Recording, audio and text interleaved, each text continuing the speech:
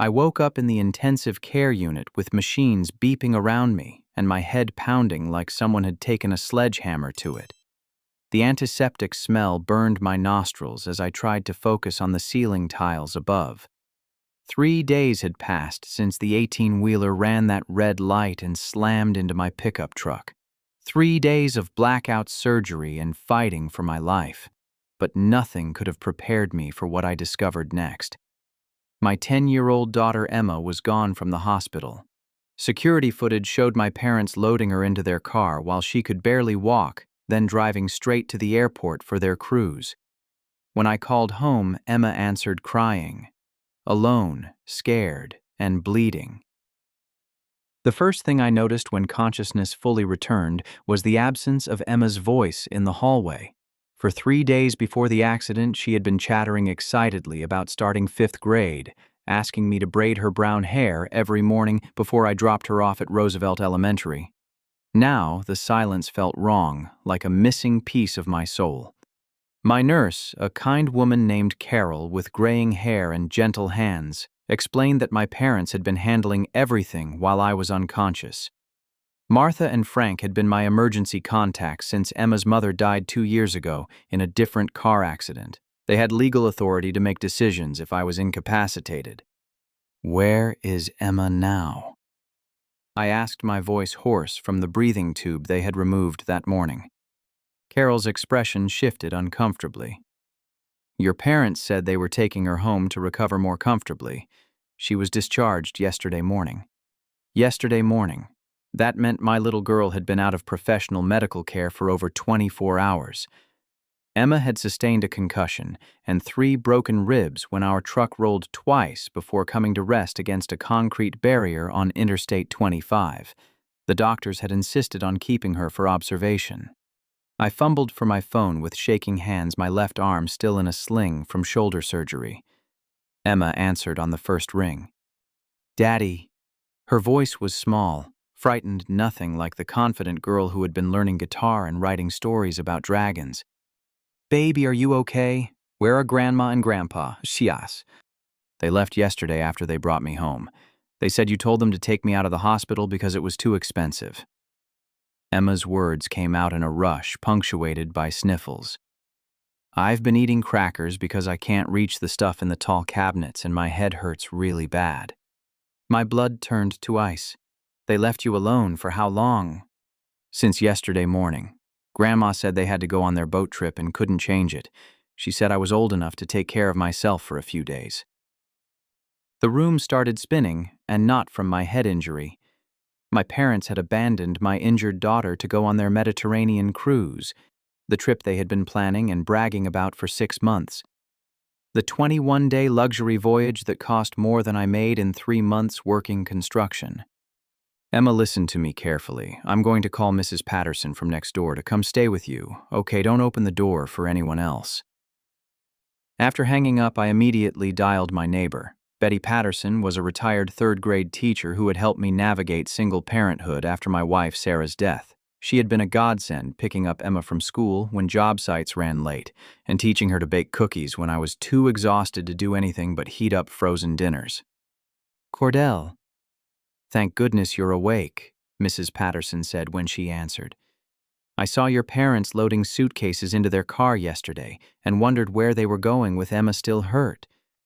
They left her alone. Betty, can you please go check on her right now?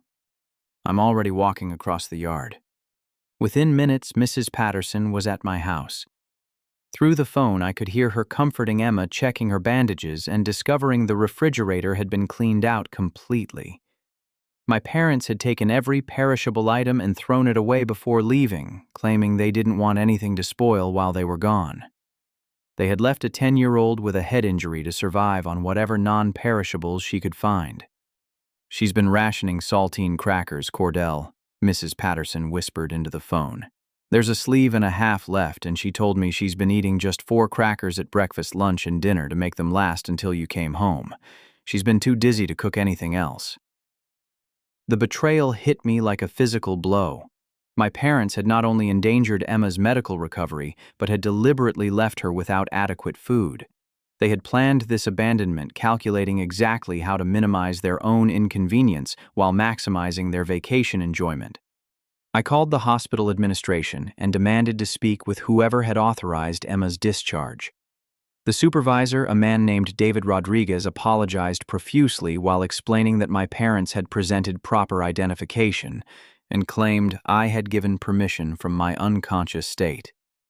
They showed us a medical power of attorney document and said you were coherent during brief wake-up periods, David explained. Your father seemed very knowledgeable about insurance procedures and convinced our staff that early discharge would prevent excessive billing.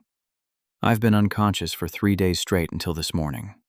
The silence on the line spoke volumes. David promised a full investigation into how my parents had manipulated the system and endangered a child in their care. As the evening approached, my rage built like a storm, gathering strength. My parents had not just made a mistake or exercised poor judgment. They had deliberately deceived medical professionals, forged my consent, and abandoned my daughter to pursue their own pleasure. They had treated Emma like an inconvenient obstacle to their vacation plans rather than a seriously injured child who needed their protection. Mrs. Patterson texted me photos of Emma curled up on the couch wrapped in her favorite blanket with her stuffed elephant. Even through the pictures, I could see how pale and thin she looked after just 1 day of inadequate care. The bandage on her forehead was crooked, suggesting she had tried to change it herself when blood seeped through. My parents had phones, but both went straight to voicemail with automated messages saying they were enjoying their cruise and would respond to emergencies only. Apparently, their granddaughter's welfare didn't qualify as an emergency worth interrupting their Mediterranean adventure. That night, as Mrs. Patterson settled into our guest room to monitor Emma's condition, I stared at the hospital ceiling and made a decision. My parents had chosen their luxury vacation over my daughter's life. Now, I was going to make sure they faced the consequences of that choice. I wasn't going to yell, threaten, or argue when they returned. I was going to take action that would ensure they could never hurt Emma again. The machines around my bed beeped steadily as I began planning exactly how to protect my daughter and expose my parents for what they really were. The next morning brought clarity along with excruciating back pain from my surgically repaired spine. While Mrs. Patterson fed Emma homemade chicken soup and helped her with the schoolwork she had missed, I began investigating from my hospital bed with a determination that surprised even myself. My first call went to Harbor Travel Agency, where my parents had booked their cruise. Pretending to be frank, checking on itinerary details, I spoke with their agent, a bubbly woman named Jennifer, who seemed delighted to discuss their upcoming ports of call. Your Mediterranean cruise is absolutely gorgeous this time of year, Jennifer gushed. 21 days visiting Barcelona, Monaco, Rome, and the Greek islands. The Oceania Riviera is one of our most luxurious ships. Your wife was so excited about the penthouse suite with the private balcony. $37,000. That was the total cost she mentioned when I asked about payment arrangements. $37,000 for a single cruise while my daughter survived on crackers in an empty house. How did you folks manage such a beautiful trip? I asked, keeping my voice casual. That's quite an investment. Well, Frank mentioned you had some family money that became available recently. Something about settling an inheritance. He was quite pleased about the timing working out so perfectly. Family money? Inheritance. My stomach dropped as I realized what she might be referring to. After hanging up, I immediately called First National Bank to check Emma's college savings account. The account I had been building since her birth with automatic deposits from every paycheck. The account that contained $18,000 from Sarah's life insurance policy, specifically designated for Emma's future education. The customer service representative, a man named Thomas with a professional voice that couldn't hide the concern in his tone, pulled up the account details. Mr. Williams, I see several large withdrawals over the past 6 months. The most recent was $15,000 withdrawn last week. I didn't authorize any withdrawals. The transactions were made with proper identification and power of attorney documents. Martha Williams has been listed as an authorized signer since 2019. 2019. That was when I was deployed overseas with the National Guard helping with hurricane relief in Puerto Rico. I had given my parents temporary financial power of attorney to handle my bills and Emma's needs while I was gone for 3 months. I had forgotten to revoke those documents when I returned. Martha had been systematically stealing from Emma's future for months, timing the final theft to fund their Mediterranean vacation. They had not just abandoned my daughter, they had robbed her of the security Sarah and I had worked so hard to provide. My hands shook as I called the bank's fraud department. The investigator, a woman named Jessica Martinez, explained that elder financial abuse was increasingly common, but this case was particularly egregious because it involved theft from a minor. "We can freeze the remaining accounts and begin recovery proceedings," Jessica explained. "But you'll need to file a police report and probably contact the FBI since this involves interstate banking fraud." The scope of the betrayal continued expanding as I dug deeper. My parents' neighbor, an elderly man named Robert Chen, who had always been friendly with Frank, revealed that my parents had been bragging about their well-deserved vacation for months. "Frank kept saying that young people today don't appreciate how hard the older generation worked," Robert said when I called him. He mentioned something about accessing some funds that were just sitting there earning nothing. Said it was about time the money got put to good use. Emma's college fund wasn't just sitting there. It had been growing steadily, earning compound interest and building toward her future. Sarah and I had chosen that account specifically because it offered tax advantages for educational expenses. Every month, I had added money from my construction wages, imagining the day Emma would use those funds to attend college and build whatever life she chose. Now that future was threatened because my parents had decided their cruise was more important than my daughter's education. The investigation revealed even more disturbing details. Martha had apparently been intercepting bank statements, redirecting them to her own address so I wouldn't notice the withdrawals.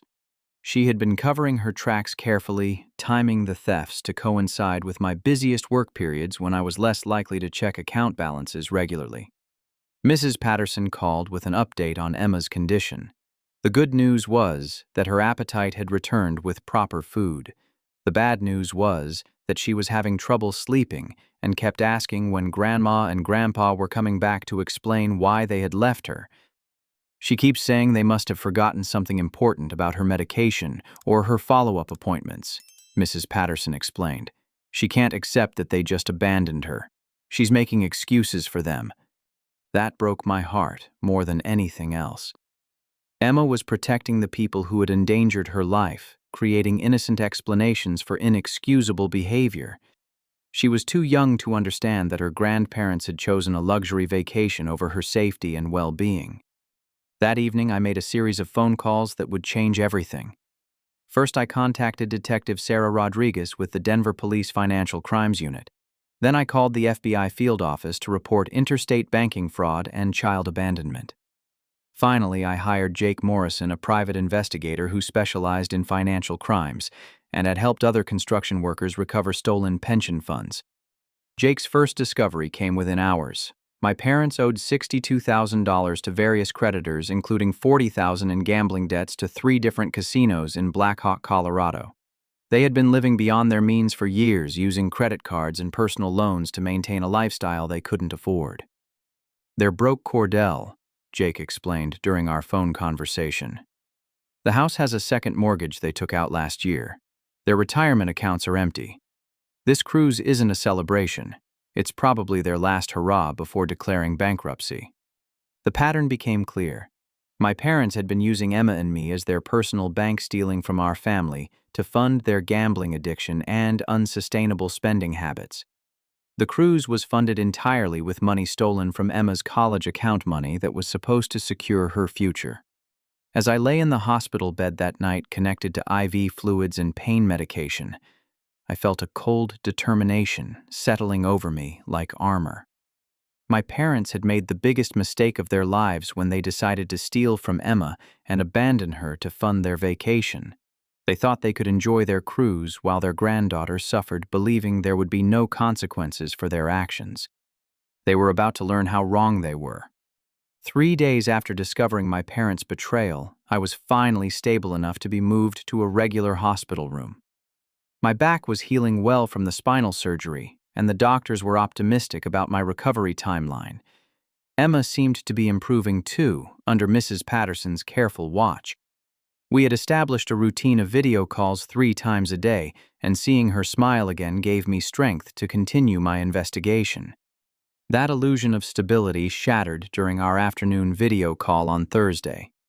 Emma was sitting at our kitchen table working on a math worksheet Mrs. Patterson had brought from her teacher when she suddenly stopped mid-sentence and looked confused. "Daddy, I feel funny," she said, her words slightly slurred. "Funny how, sweetheart?" "Like the room is moving, but I'm sitting still."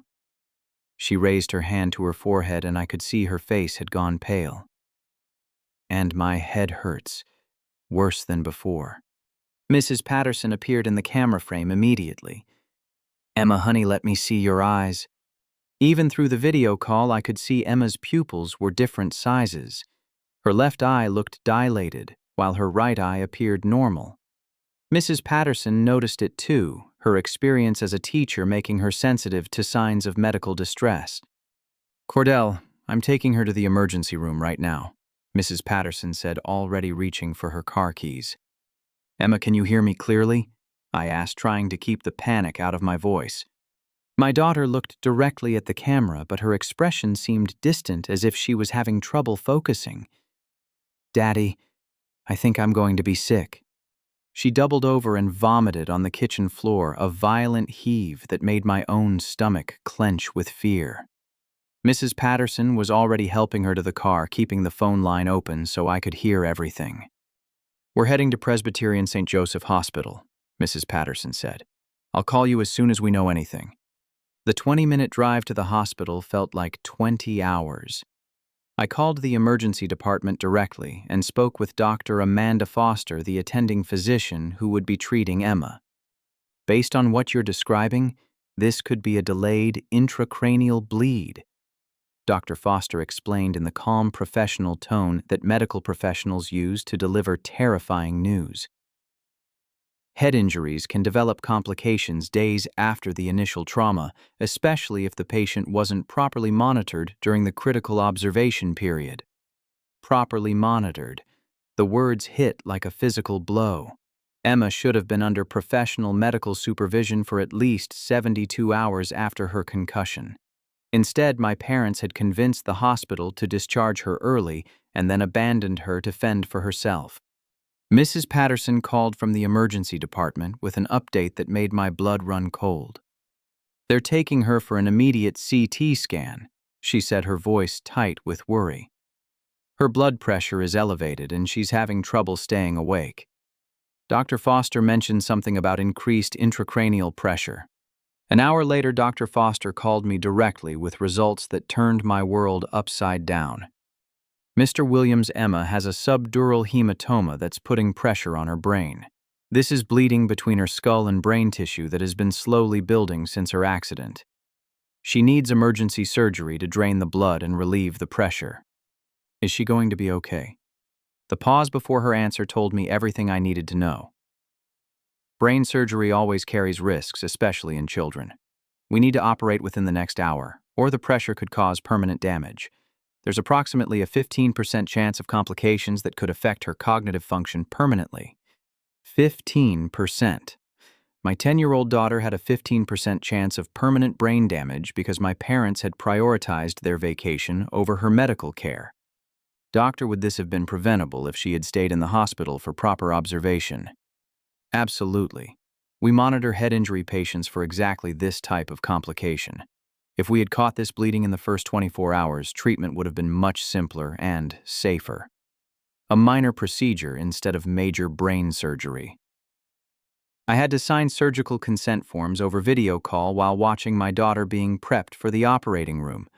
Emma was barely conscious, but she managed to whisper, "I love you, Daddy," before they wheeled her into surgery. For the next 4 hours, I lay in my hospital bed 60 miles away, completely helpless, while my daughter fought for her life. Mrs. Patterson sent updates every hour, but there was nothing to report except that the surgery was still ongoing. Meanwhile, I tried calling my parents' cruise ship. The customer service representative explained that passengers could only be reached in genuine emergencies, and even then, it could take hours to locate them aboard a ship carrying 3,000 people. "I'll send an urgent message to your parents' stateroom," the representative promised. "But they may have their phones turned off and they might not check messages until tomorrow." Tomorrow. My daughter was having emergency brain surgery, and my parents might not find out until the next day because they didn't want to be interrupted during their Mediterranean vacation. Jake Morrison called with an update on his investigation that added insult to injury. He had discovered that my parents had purchased travel insurance for their cruise but had specifically chosen the cheapest option that excluded coverage for family emergencies to save $200. They could have purchased comprehensive coverage that would have allowed them to cancel or interrupt their trip for situations exactly like this, Jake explained. Instead, they chose the bare minimum policy that only covers their own medical emergencies aboard the ship. Even when planning their trip, my parents had decided that potential family crises weren't worth an extra $200 in insurance premiums. They had deliberately chosen options that would make it financially difficult for them to return home if Emma or I needed them. At 11:30 that night, Dr. Foster called with an update that brought the first good news in hours. The surgery went better than expected. We successfully drained the hematoma and there's no immediate sign of brain damage. Emma's vital signs are stable and she's responding appropriately to stimuli. "When will you know about long-term effects?" "She'll need to wake up gradually over the next few hours as the anesthesia wears off. We'll run cognitive tests tomorrow to assess her neurological function, but the early signs are very encouraging." Mrs. Patterson stayed at Emma's bedside through the night, sending me photos every few hours. In the images, my daughter looked so small, surrounded by medical equipment, her head partially shaved and wrapped in bandages. But she was alive, and that was what mattered. My parents finally responded to the cruise ship's emergency message at 7 the next morning Colorado time. Frank called me with an irritated tone that made my blood pressure spike. "Cordell, what's this emergency message about Emma? We're in Barcelona today and we have reservations for a tour of the Sagrada Familia." "Emma nearly died last night. She had emergency brain surgery because of complications from her head injury." "Well, is she okay now? Because there's nothing we can do from here, and this whole trip is non-refundable." The casual dismissal of Emma's near-death experience crystallized everything I needed to know about my parents' priorities. Their grandchild had almost died, and their primary concern was protecting their vacation investment. "She's alive, no thanks to you," I said, my voice deadly calm. "When you get back from your cruise, we're going to have a very serious conversation about what you've done. Now don't go getting dramatic, Cordell. Kids are resilient. She'll be fine." They hung up to make their tour reservation, leaving me staring at my phone in disbelief. My parents were literally touring Spanish cathedrals, while their granddaughter recovered from brain surgery they had caused through their neglect. But as I watched the sunrise through my hospital window, I felt something shift inside me. The helpless fear was transforming into cold, calculated determination. My parents had shown me exactly who they were and what Emma meant to them. Now I was going to show them what it felt like to face real consequences for their actions.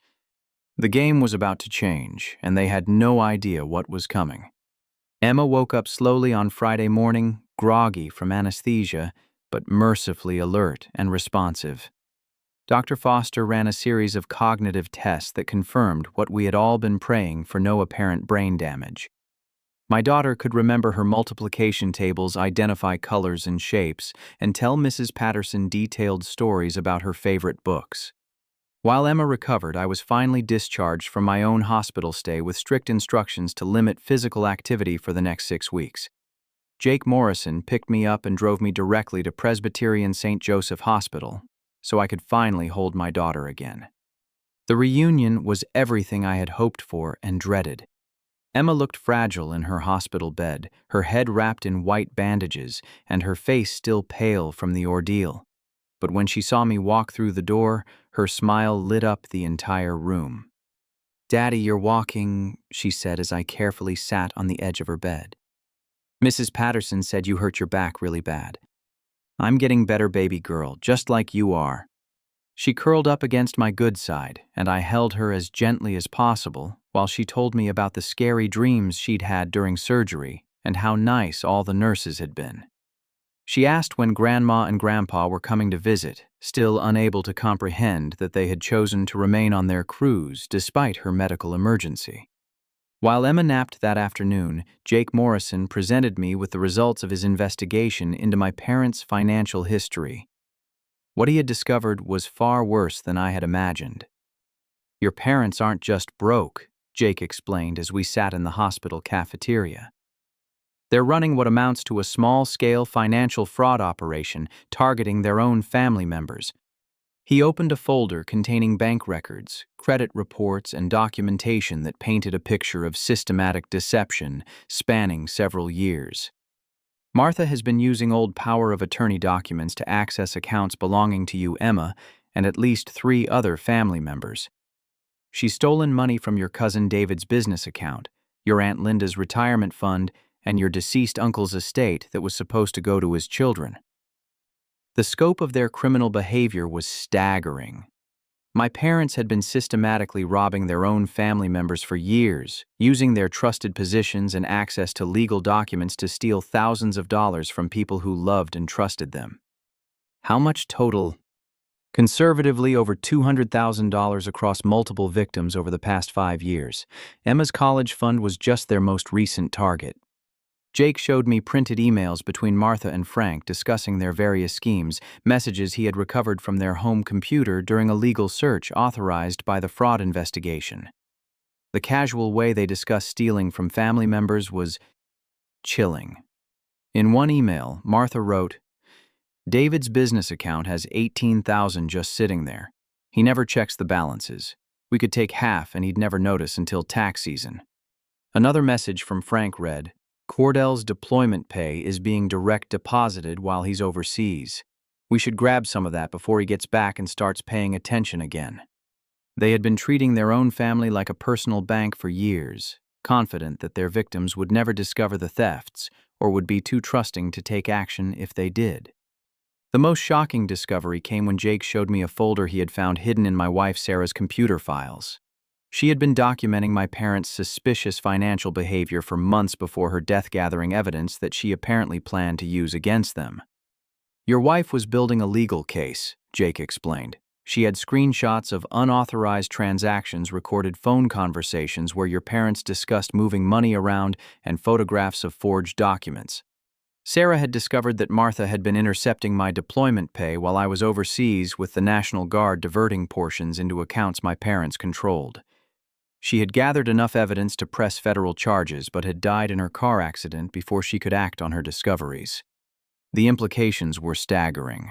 Sarah had known about my parents' criminal behavior and had been working to protect our family from their theft. Her notes suggested she suspected there might be a connection between her investigation and her fatal accident, though she couldn't prove anything. "I'll look at this email she never sent," Jake said, showing me a draft message Sarah had composed to the FBI Financial Crimes Unit. The message detailed months of careful investigation, including evidence that Martha and Frank had been forging documents, intercepting mail, and stealing from multiple family members. Sarah had been thorough professional and determined to stop their criminal enterprise. Reading her words 2 years after her death, I felt a mixture of pride and heartbreak. My wife had been protecting Emma and me even when we didn't know we needed protection. She had seen through my parents' manipulation and had been working to save our family from their predatory behavior. "There's more," Jake said, producing another set of documents. "Your parents are in debt to some very serious people. They owe $40,000 to loan sharks connected to the Black Hawk casinos.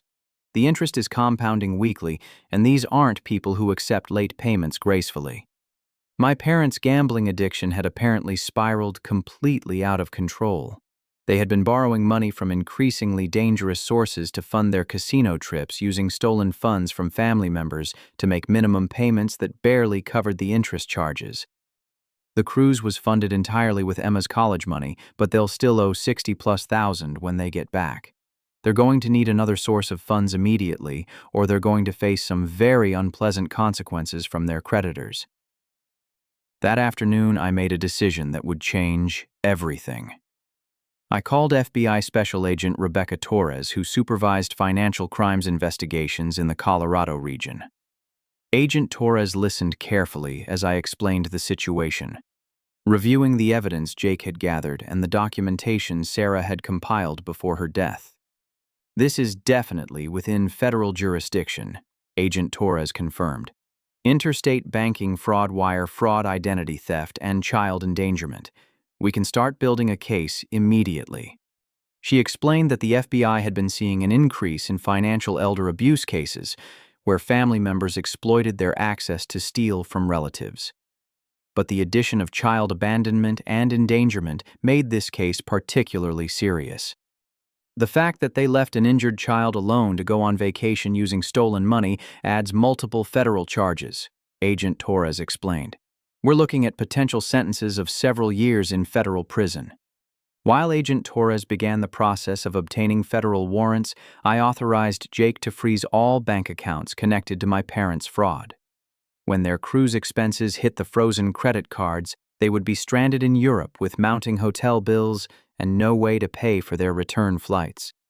Emma was scheduled to be discharged on Sunday, which meant I would have her safely home before my parents returned from their cruise.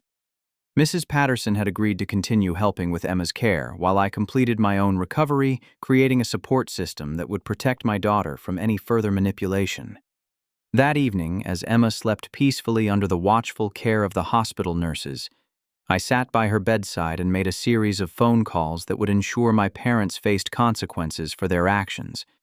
First, I called their homeowners association to report the property abandonment and request wellness checks. Then, I contacted their church country club and social organizations to inform them about the ongoing federal investigation. By the time my parents finished their Mediterranean vacation, they would return to find their entire social and financial world had collapsed. Their credit cards would be frozen, their bank accounts would be under federal investigation, and everyone in their community would know about their crimes against their own family. But most importantly, Emma would be safe surrounded by people who truly cared about her welfare. My parents would never again have the opportunity to endanger her life or steal from her future. The reckoning was coming, and they had no idea what was waiting for them at home. Emma came home on Sunday afternoon to a house filled with flowers from neighbors' homemade meals from my construction crew and cards from her classmates who had heard about her surgery.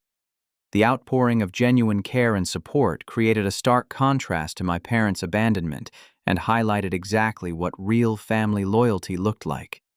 Mrs. Patterson had transformed our living room into a comfortable recovery space, complete with extra pillows, Emma's favorite books, and a small bell she could ring if she needed anything.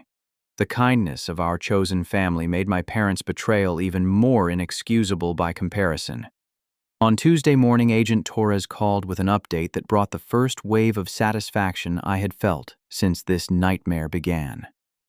"We've successfully frozen all accounts connected to your parents' fraudulent activities," she reported.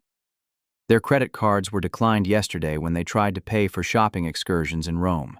According to the cruise line, they're currently stranded at the Rome port with mounting hotel expenses they can't cover."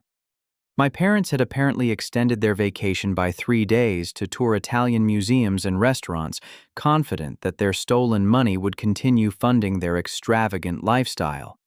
Instead, they were discovering that their financial crimes had finally caught up with them in the most public way possible. "What happens next?" I asked. "They'll be forced to contact the American Embassy for emergency assistance getting home. We'll be waiting for them at Denver International Airport when they arrive."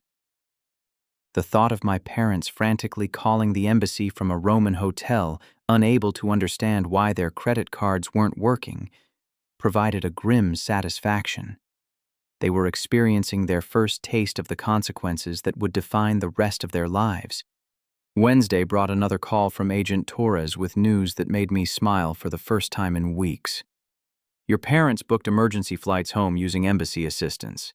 They'll be arriving on Delta Flight 843 tomorrow evening at 6:25. We'll have agents waiting at the gate." I asked Jake Morrison to drive Emma and me to the airport so we could witness my parents' arrest. Emma was doing well enough for short trips, and I wanted her to see that actions have consequences even for grandparents who claim to love you. Thursday evening, we positioned ourselves in the airport arrival area where we could see passengers emerging from security. Emma sat in a wheelchair as a precaution, still recovering from her surgery, but alert and curious about why we were at the airport. "Are Grandma and Grandpa coming home today?" she asked, still hoping for an innocent explanation for their behavior. "Yes, baby girl, they're coming home today." At 6:45, passengers from the Rome flight began emerging from the security checkpoint. My parents appeared near the end of the group, looking exhausted and irritated as they dragged their oversized luggage behind them. Martha's face was sunburned, and Frank appeared to have gained weight during their Mediterranean vacation. They were laughing about something, probably discussing their vacation experiences, when two FBI agents approached them near the baggage claim area. "Frank Williams and Martha Williams," Agent Torres said, displaying her credentials. The transformation on my parents' faces was immediate and dramatic. Frank's confident smile vanished, replaced by confusion and growing panic. Martha dropped her purse, scattering its contents across the airport floor as she realized they were being arrested. "You're under arrest for federal wire fraud, identity theft, child endangerment, and financial elder abuse," Agent Torres announced loud enough for everyone in the baggage claim area to hear. The handcuffs snapped onto their wrists with a metallic click that echoed through the terminal. Other passengers stopped to watch as my parents were read their rights and escorted toward the airport security office. Martha's eyes swept the crowd and landed on Emma, sitting in her wheelchair, head still wrapped in post-surgical bandages. For just a moment, I saw something that might have been shame cross her face.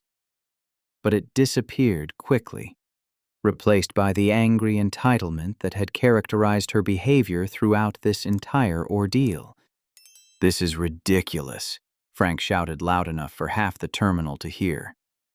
"We were helping manage the family finances. There's been some kind of misunderstanding." Agent Torres's response was professional but firm.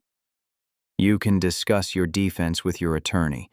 Right now, you need to come with us for processing." Emma watched the entire arrest with wide eyes, still not fully comprehending what she was witnessing. "Daddy, why are the police taking Grandma and Grandpa?" "Because they made some very bad choices, sweetheart. And when adults make bad choices that hurt other people, there are consequences." As my parents were led away in handcuffs, their expensive luggage left abandoned by the baggage carousel, I felt a profound sense of justice beginning to unfold. They had returned from their luxury vacation, expecting to resume their normal lives, never imagining that their crimes had been discovered and documented while they sipped champagne on Mediterranean balconies. The local news stations picked up the story that evening, running footage of my parents' arrest with headlines about grandparents who abandoned an injured child to go on a cruise. The story included details about the federal charges and the amount of money they had stolen from family members over the years. By Friday morning, my parents' entire social world had collapsed. Their church expelled them after learning about the child abandonment charges. Their country club revoked their membership when the fraud allegations became public. Frank's retirement consulting business lost every client within 48 hours as word spread through the community. Emma's teacher, Mrs. Rodriguez, called to check on her recovery and mentioned that several parents had asked about contributing to a college fund to replace what my parents had stolen. The genuine care from our community created a stark contrast to my parents' selfish betrayal. "People are really angry about what your parents did," Mrs. Rodriguez explained. "Nobody can understand how grandparents could abandon an injured child for a vacation. It's brought out the protective instincts in a lot of parents." That weekend, while my parents sat in federal custody awaiting their bail hearing, Emma and I received an unexpected visitor that would change our lives in ways I never could have imagined. I was helping Emma with her physical therapy exercises when our doorbell rang on Saturday afternoon. Mrs. Patterson answered the door and returned with a well-dressed woman in her 60s who carried herself with quiet dignity and unmistakable grace. "Mr. Williams, my name is Patricia Whitmore," she said, extending her hand with a warm smile. "I believe I'm Emma's grandmother on her mother's side." The words hit me like lightning. Sarah had been estranged from her family due to some kind of misunderstanding before we met, and I had never known any details about her parents or siblings. Sarah had always deflected questions about her family, saying it was too painful to discuss. Emma looked up from her puzzle book, studying Patricia's face with the intense curiosity children reserve for potentially important discoveries. "You knew my mommy?" Emma asked. Patricia's eyes filled with tears as she knelt down to Emma's level. "I knew your mommy very well, sweetheart. She was my daughter, and I've been looking for you for a very long time." Over the next hour, Patricia explained that she had been trying to reconnect with Sarah for years after a family argument that had spiraled out of proportion. She had hired private investigators to find us after Sarah's death, but her efforts had been blocked by someone intercepting her letters and legal communications. "I sent dozens of letters to your address," Patricia told me. "I hired attorneys to help me establish contact. I even tried to reach you through Emma's school, but someone kept interfering with my efforts to connect with my granddaughter." As Patricia described her failed attempts to contact us, a chilling realization began to form. The dates she mentioned coincided perfectly with periods when my parents had been helping me manage mail and administrative tasks while I dealt with Sarah's death and single parenthood. Martha and Frank had been intercepting Patricia's letters and blocking her attempts to contact Emma. They had deliberately prevented my daughter from knowing she had a loving grandmother who wanted to be part of her life, probably because they feared losing their control over our family finances. Patricia pulled out a thick folder containing photographs, family documents, and bank statements that revealed the most shocking truth of all. She had established a trust fund for Emma containing over $200,000 money that had been growing for years while my parents stole from Emma's college account. "I've been adding to Emma's trust every month since Sarah died," Patricia explained. "I wanted to make sure my granddaughter had everything she needed for her future, even if I couldn't be directly involved in her life." The contrast was devastating. While my parents had been stealing Emma's college money to fund their gambling addiction and luxury vacations, her maternal grandmother had been building a substantial trust fund to secure Emma's future. Patricia had been acting like a true family member while Martha and Frank had been treating Emma like a victim to exploit. Emma was fascinated by the photographs Patricia shared pictures of Sarah as a child that showed where Emma had inherited her smile and her love of reading. Patricia had brought family heirlooms including Sarah's grandmother's jewelry and a collection of children's books that had been passed down through generations. "Your mommy loved these books when she was your age," Patricia told Emma, showing her a beautifully illustrated collection of fairy tales. "I hoped someday I could read them to you." As I watched Patricia interact with Emma, I saw genuine love and care that had been missing from my parents' relationship with their granddaughter. Patricia asked thoughtful questions about Emma's interests, listened carefully to her answers, and treated her like a person rather than an obligation or inconvenience. That evening, after Patricia had returned to her hotel with promises to visit again, Emma curled up beside me on the couch and asked the question I had been dreading. "Daddy, why did Grandma and Grandpa do those bad things to us?"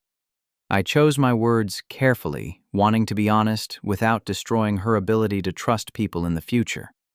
"Sometimes adults make terrible choices because they care more about what they want than about the people they're supposed to protect. Grandma and Grandpa chose their vacation over your safety, and that's something adults should never do."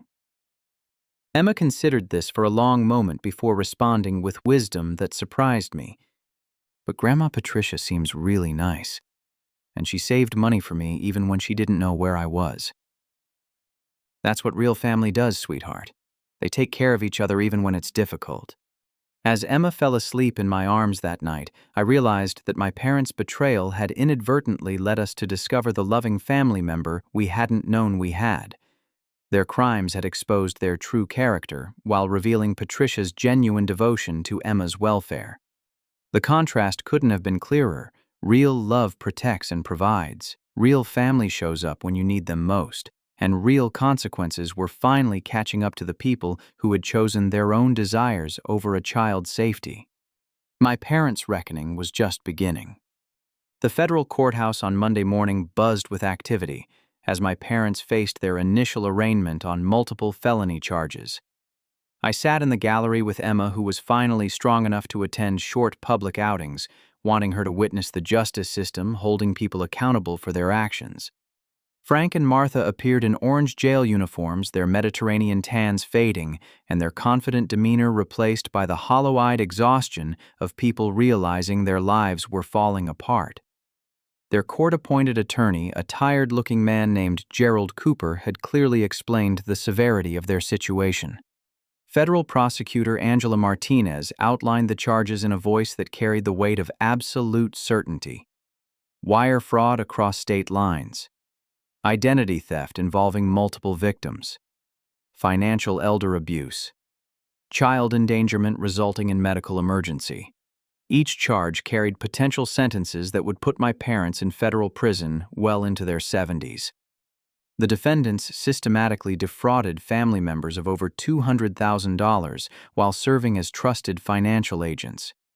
Prosecutor Martinez explained to Judge Harrison. Most egregiously, they abandoned a 10-year-old child with serious injuries to pursue a luxury vacation, funded with money stolen from that same child's college account. The judge set bail at $50,000 each, an amount my parents couldn't possibly meet with their assets frozen and their reputation destroyed. They would remain in federal custody pending trial, giving them plenty of time to contemplate the choices that had led them to this moment. Outside the courthouse, Emma surprised me with a question that showed how much she had been processing despite her young age. "Daddy, do you think they're sorry for what they did, or just sorry they got caught?" Her insight was startling. At 10 years old, Emma had identified the core question about my parents' character. Were they experiencing genuine remorse for endangering her life and stealing from our family?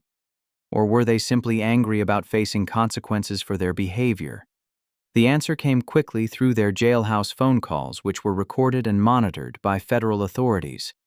Martha spent her calls complaining bitterly about the ungrateful family members who had blown everything out of proportion. Frank focused on blaming me for overreacting to what he called a simple misunderstanding about financial management. Neither parent expressed any concern for Emma's recovery or remorse for abandoning her during a medical emergency. Their recorded conversations revealed a complete lack of accountability, focusing instead on anger toward the family members who had exposed their crimes. Meanwhile, Patricia Whitmore had been spending increasingly more time with Emma, building the grandmother relationship that my parents had destroyed through their betrayal. Patricia's genuine interest in Emma's education hobbies and dreams created a stark contrast to Martha and Frank's treatment of their granddaughter as an inconvenience. On Wednesday, Patricia made an offer that changed our entire future trajectory. "I'd like to help you start over," she said, as we sat in my kitchen while Emma practiced piano in the living room. "I have business connections in the construction industry, and I've been thinking about your situation." Patricia owned a successful property management company that specialized in historic building restoration. She had been looking for a construction partner who understood both modern building techniques and historic preservation requirements. "I'd like to offer you a position as regional construction manager," she continued. "The starting salary would be nearly double what you're making now, plus profit sharing and full benefits. You'd be overseeing restoration projects throughout Colorado and Wyoming." The opportunity was beyond anything I had imagined possible. Working with Patricia would provide financial security for Emma's future, while building a professional relationship with someone who genuinely cared about our family's welfare. "There's something else," Patricia added with a smile. "Emma's trust fund has grown to over $300,000 with compound interest and my continued contributions. Even after your parents stole from her college account, she'll have more than enough for any education she chooses to pursue." Patricia had been quietly building Emma's security for years, while my parents were systematically destroying it.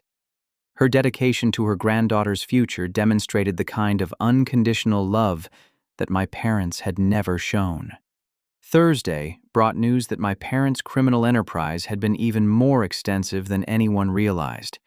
Jake Morrison called with updates from his ongoing investigation that revealed additional victims and more sophisticated fraud schemes.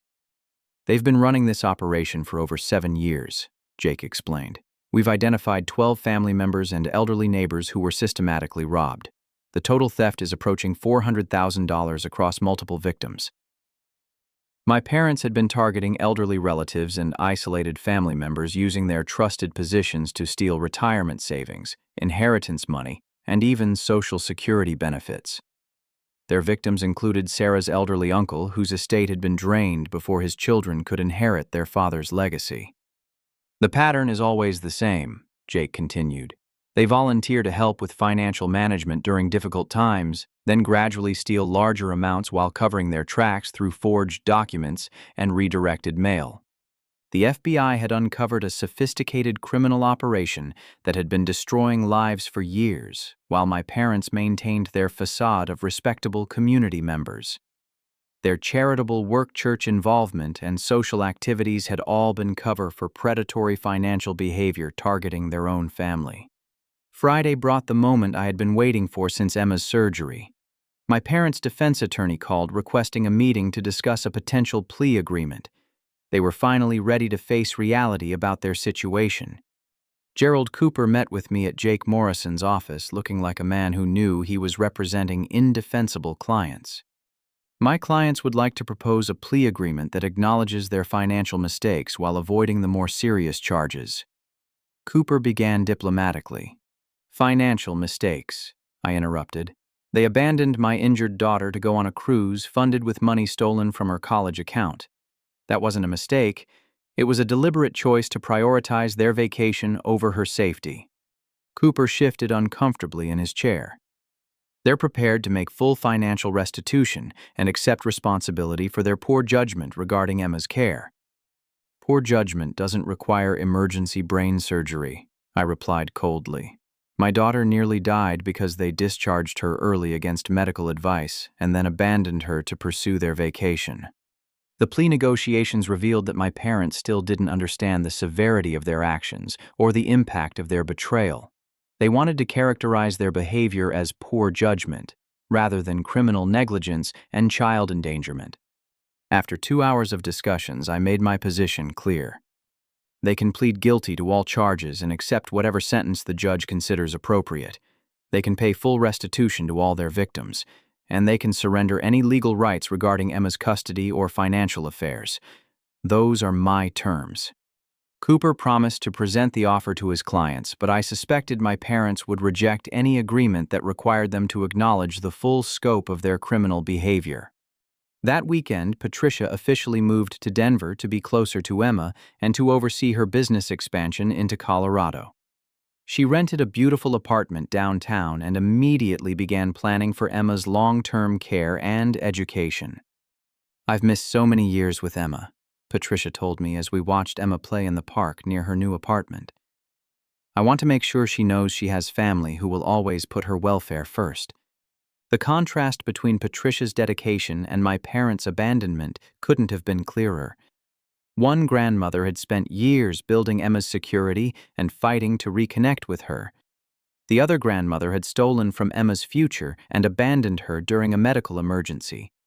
As Emma ran toward us from the playground, laughing and finally looking like a healthy 10-year-old again, I realized that my parents' betrayal had inadvertently led us to discover the loving family we had always needed.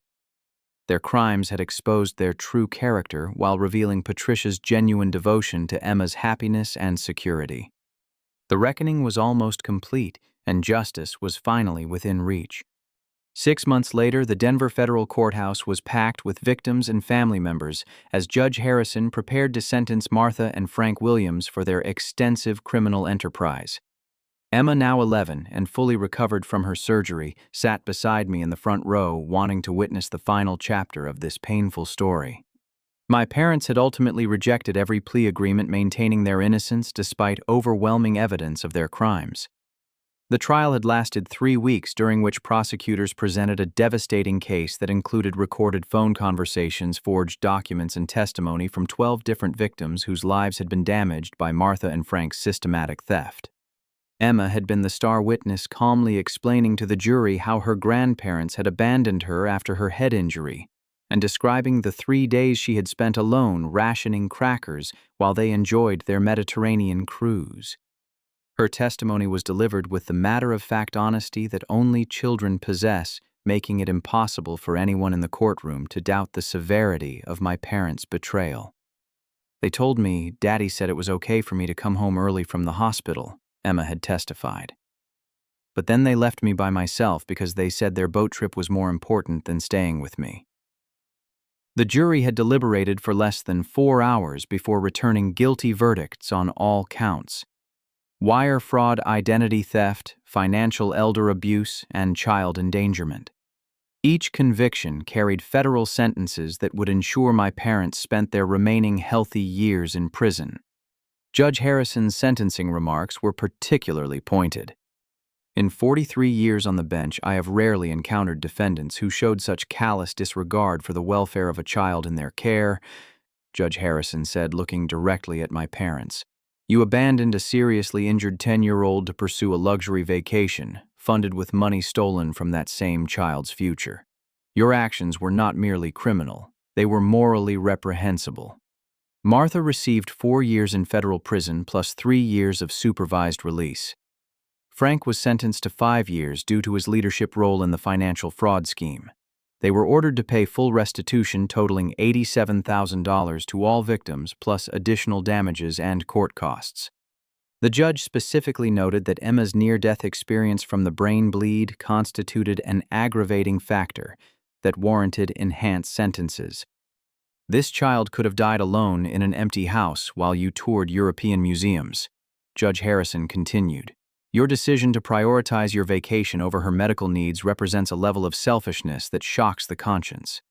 My parents showed no emotion during sentencing, maintaining the angry entitlement that had characterized their behavior throughout the entire ordeal. They had never expressed genuine remorse for endangering Emma or acknowledged the severity of their betrayal. After the sentencing, Emma and I walked out of the courthouse into bright Colorado sunshine, finally free from the shadow of my parents' criminal behavior. Patricia was waiting for us on the courthouse steps, having driven in from her new home to witness the conclusion of this long journey toward justice. Is it really over, Daddy? Emma asked as we walked toward Patricia's car. The legal part is over, sweetheart. Now we get to focus on building our new life. And what a life it had become. Patricia's job offer had transformed our financial situation beyond anything I had imagined possible. As regional construction manager for Whitmore Historic Restoration, I was overseeing fascinating projects throughout the Mountain West while earning nearly 3 times my previous salary. Emma thrived in her new private school, excelling in advanced mathematics and creative writing while developing close friendships with classmates who shared her love of books and music. Her trust fund had grown to over $350,000, ensuring she could pursue any educational dreams she chose. Most importantly, our relationship with Patricia had blossomed into the kind of loving extended family that Emma deserved. Patricia spent every weekend with us, taking Emma to museums, teaching her about her mother's family history, and providing the grandmother relationship that my parents had destroyed through their selfish behavior. On Emma's 11th birthday, 3 months after the sentencing, we celebrated with a party that perfectly captured how much our lives had changed. Our backyard was filled with Emma's classmates, my construction crew, and their families, Mrs. Patterson and her children, and Patricia's extended family, who had welcomed us warmly into their circle. As Emma blew out the candles on her birthday cake, surrounded by people who genuinely cared about her happiness, I reflected on the lessons this painful experience had taught us both. My parents' betrayal had initially felt like the worst thing that could happen to our family. But their selfish actions had inadvertently led us to discover Patricia, whose genuine love and support had created opportunities we never could have achieved alone. Emma had learned that real family isn't determined by blood relationships, but by the people who show up when you need them most. She had seen Mrs. Patterson drop everything to care for her during a medical emergency, while her biological grandparents prioritized their vacation. She had watched Patricia spend years building her security while Martha and Frank stole from her future. Most importantly, Emma had learned that actions have consequences and that justice eventually catches up to people who harm children. She had seen the legal system hold my parents accountable for their crimes and had witnessed our community rally around us with genuine care and support. For myself, I had learned to trust my instincts about toxic behavior rather than making excuses for family members who consistently chose their own desires over our welfare. I had discovered that protecting Emma sometimes meant cutting ties with people who claimed to love her but treated her like an inconvenience or opportunity for exploitation. The experience had also taught me to recognize and appreciate genuine kindness when it appeared. Patricia's immediate concern for Emma's welfare, Mrs. Patterson's selfless caregiving, and my construction crew's practical support had shown me what real community looked like. As the birthday party wound down and Emma opened gifts from her new extended family, I realized that my parents' betrayal had ultimately been a blessing in disguise. Their crimes had exposed their true character while revealing the loving relationships we hadn't known we needed. Emma fell asleep that night surrounded by birthday cards and new books, secure in the knowledge that she had people who would always put her safety and happiness first. Patricia had tucked her in with stories about her mother's childhood, creating connections to family history that my parents had tried to destroy. Looking back on this entire ordeal, I understood that the most important lesson was about the difference between conditional and unconditional love. My parents had loved Emma only when it was convenient and profitable for them. But Patricia, Mrs. Patterson, and our chosen family loved Emma simply because she existed and deserved protection. That kind of love doesn't abandon children during medical emergencies. It doesn't steal from their futures to fund luxury vacations. It shows up, pays attention, and makes sacrifices to ensure children feel safe and valued. Emma's recovery had been complete in every sense. Physically, she showed no lasting effects from her brain surgery. Emotionally, she had processed the betrayal with remarkable resilience, understanding that her grandparents' choices reflected their character rather than her worth. Most importantly, she had learned that she was surrounded by people who would never abandon her, never steal from her future, and never prioritize their own desires over her safety. As I turned off the lights in our home that night, I felt a profound sense of gratitude for the painful journey that had led us to this moment. My parents' betrayal had initially felt like the end of our world. Instead, it had become the beginning of a life filled with genuine love, financial security, and the kind of family bonds that can never be broken by selfish behavior. Sometimes the greatest gift toxic people can give you is showing you exactly who they are, allowing you to build a better life without them. Have you ever experienced a betrayal that initially felt devastating but ultimately led to positive changes in your life? How do you think children should be protected from adults who prioritize their own desires over their responsibility to care for vulnerable family members? Thank you for listening to Emma's and My Story. If this resonated with you, please like this video, subscribe for more stories about overcoming family betrayal, share this with someone who might need to hear it, and leave a comment about your own experiences with choosing love over toxic relationships. I hope Emma's journey from abandonment to healing inspires you to recognize the difference between people who claim to care about you and those who actually show up when you need them most.